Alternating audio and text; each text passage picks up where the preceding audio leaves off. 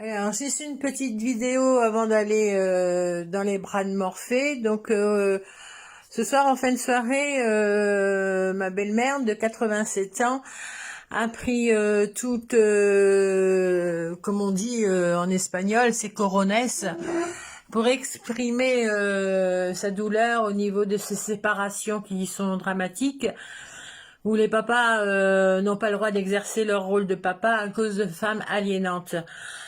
87 ans, elle s'est mise face à la caméra. Bon, c'est vrai qu'elle n'a pas dit tout ce qu'elle pensait parce que toute l'après-midi on en a parlé et quand elle s'est trouvée au face de la caméra, elle a un petit peu bugué quoi en fait. Elle s'est intimidée, elle s'est laissée intimider par le portable. Voilà.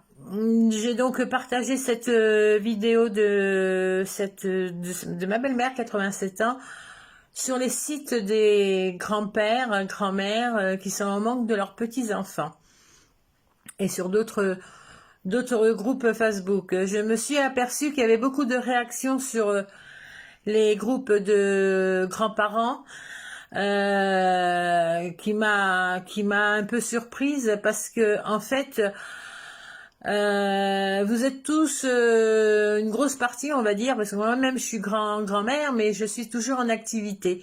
Mais il y a des grands-parents, des grands-mères et des grands-pères qui sont en retraite et qui ont des réactions au sujet de leurs petits-enfants. Mais ces grands-parents-là, je les ai pas vus du tout au niveau de la manifestation. J'en étais totalement désolée. Je pensais les voir, je pensais parler avec eux, parce que comme je vous ai dit, je suis moi aussi une grand-mère. Je pensais les voir et parler avec eux. Je pensais qu'ils allaient donc nous donner cette flamme qui nous manque au niveau de notre collectif. Un enfant de parents. Je pensais avoir un coup de main. On dit souvent que les vieux sont là pour aider les jeunes. Et ce 5 septembre, je n'ai pas vu de grands-parents. Par contre, là, je vois qu'il y a de la réaction au niveau de la vidéo de ma belle-mère. Donc moi, je vous demande tout simplement, il n'y a rien de compliqué. Unissez-vous avec nous, unissez-vous. Faisons qu'un seul groupe, faisons qu'un seul collectif pour donner la force qui manque à ces jeunes papas, à ces jeunes mamans, parce qu'ils sont jeunes, hein, ils ont au moins 30 ans de moins que nous, pour qu'ils récupèrent leurs enfants, que ces lois déjà votées, se mettent en application.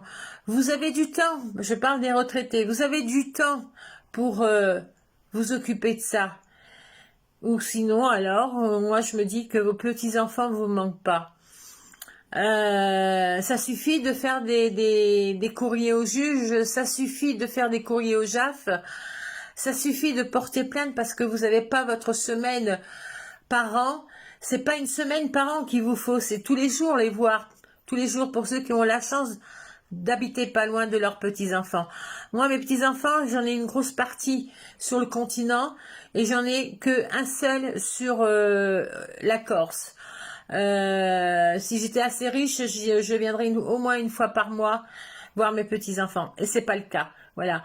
Donc vous qui avez la chance d'habiter pas loin, ou tout au moins dans le même pays que vos petits-enfants, arrêtez d'être derrière Internet.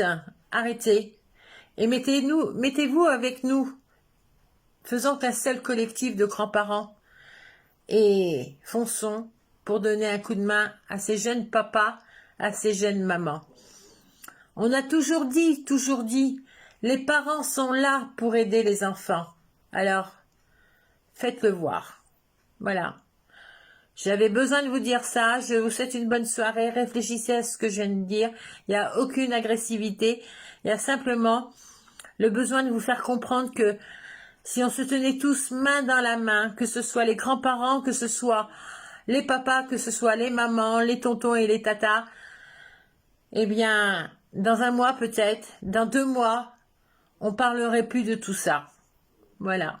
Je vous souhaite une bonne nuit.